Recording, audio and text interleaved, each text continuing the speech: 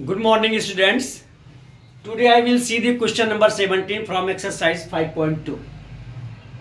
Find the 20th term from the last term of the AP 3, 8, 13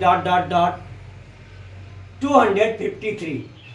हमें इस AP की last से 20th term find करनी है. सो सॉल्व. लास्ट से हमें 20th टर्म फाइंड करनी है. So we will write this AP in reverse form.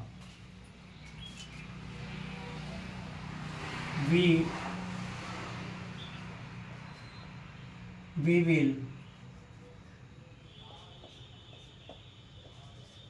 write the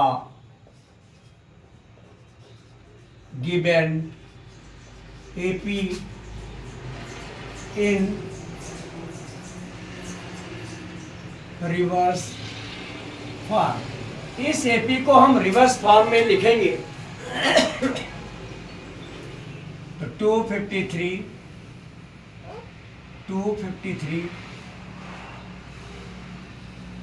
dot 13 8 3.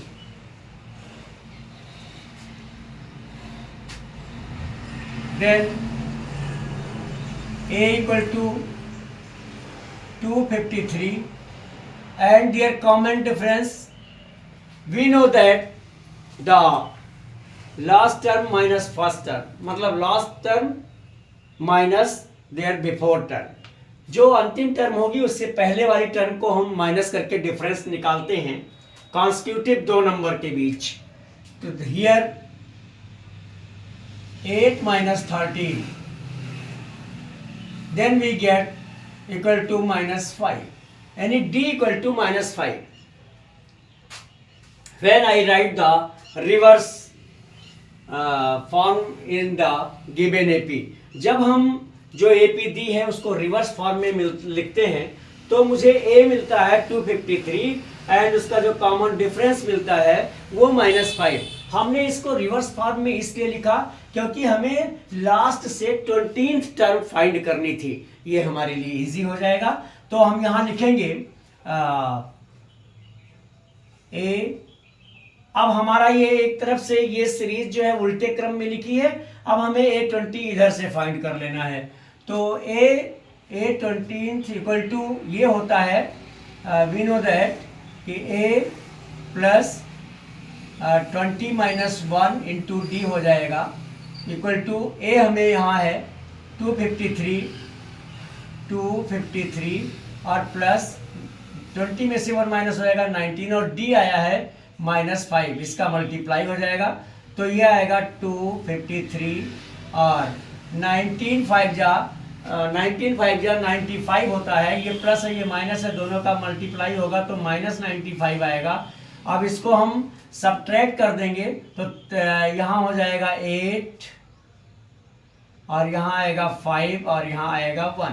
इस तरह से हमने देखा, बहुत इजी था. लास्ट से हमें 20th टर्म जब फाइंड करनी हो, कोई भी लास्ट से हमें कोई भी टर्म फाइंड करनी हो तो हम जो गिवन एपी है उसको हम रिवर्स फॉर्म में लिख लें तो मुझे बहुत सरलता से ज्ञात करना हो जाएगा. और उसमें क्या होगा, जो हमने मेन जो हमारी ओरिजिनल सीरीज है एपी, उसमें जो हमारा कॉमन डिफरेंस आएगा वो सब्ट्रैक्ट, वो उसका साइन चेंज हो जाएगा. अगर प्लस में आया है तो माइनस हो जाएगा, माइनस में आया है तो प्लस हो जाएगा. इसलिए हम उसे जब रिवर्स फॉर्म में लिखें तब हम वहाँ ए और डी फाइंड कर लें तो हमें कोई प्रॉब्लम नहीं होगी. तो here we get the last 20th term from the last is 158. ये मेरा आंसर आया है. आशा करता हूँ कि अच्छी तरह से समझ में आया है.